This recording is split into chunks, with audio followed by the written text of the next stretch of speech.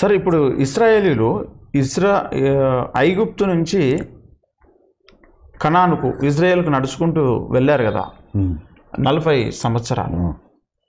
అంటే రోజు దాదాపు ఎన్ని కిలోమీటర్లు వాళ్ళు నడిచి ఉంటారు, లేదా ఎన్నిసార్లు ఆగుతూ నడిచారు? అసలు ఏకధాటిగా మొదలుపెట్టి కనాను వైపే వాడు నడవలేదు, అక్కడ గిరికీలు కొడుతూ ఉంటున్నారు. ఒక వచనం మనం చూద్దాము. ద్వితీయోపదేశకాండము 2వ అధ్యాయం, ద్వితీయోపదేశకాండం 2వ అధ్యాయం 2వ వచనం. సరే. అంతటా యెహోవా నాకు ఇలాగు సెలవిచ్చెను, మీరు ఈ మన్యము చుట్టూ తిరిగిన కాలము చాలును, ఉత్తర దిక్కును తిరుగుడి, మరియు నీవు ప్రజలతో ఇట్లనుము. ఈ మన్యము చుట్టూ తిరిగిన కాలం అంటే గుండ్రకు తిరుగుతా గిరిగిలు కొట్టి. సంఖ్యాకాండం 14వ అధ్యాయం చూడండి సార్.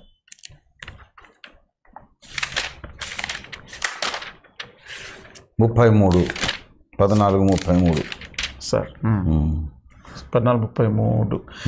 మీ శవములు ఈ అరణ్యములో క్షయమగు వరకు మీ పిల్లలు ఈ అరణ్యములో 40 ఏళ్ళు తిరుగులాడుచు మీ వ్యభిచార శిక్షను భరించెదరు. తిరుగులాడుచు 40 ఏళ్ళ టైం పాస్ కావాలి. ఇప్పుడు బ్రతికి ఉండి ఆ అనాకీలు నెఫీలీలను గురించి ఏడ్చి భయపడిపోయి దేవునికి దుఃఖం కలిగించారు కదా, వాళ్ళందరూ రాలిపోవాలి. వీళ్ళ పిల్లలే కనాన్లో ప్రవేశిస్తారు, కానీ ఇప్పుడున్నటువంటి పెద్దలందరూ కూడా చచ్చిపోవాలి, వాళ్ళ శవములు నేలపాలు కావాలి.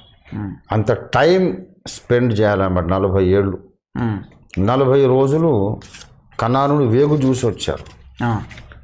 ఆ లెక్క చొప్పున ఒక రోజుకో సంవత్సరం శిక్ష విధిస్తున్నారు. 40 రోజులు చూశారుగా, చూసి వచ్చి అమ్మో మేము ఆ దేశాన్ని ఎట్లా స్వాధీనపరచుకుంటాం, తాడి చెట్లంత మనుషులు ఉన్నారని ఏడ్చారు. అంతకన్నా ఆకాశం అంతా దేవుడు ఉన్నాడు అనుకోలేదు.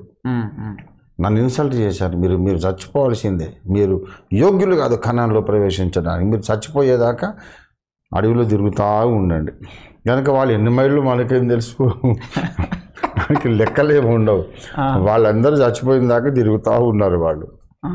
తర్వాత కొత్త తరం వచ్చి వాళ్ళకు లెక్క ఒప్పజెప్పుకొని 20 ఏళ్ల ప్రాయం వచ్చిన తర్వాత ఇప్పుడు 10 కనాన్లోకి తీసుకెళ్ళాడు దేవుడు. ఓకే.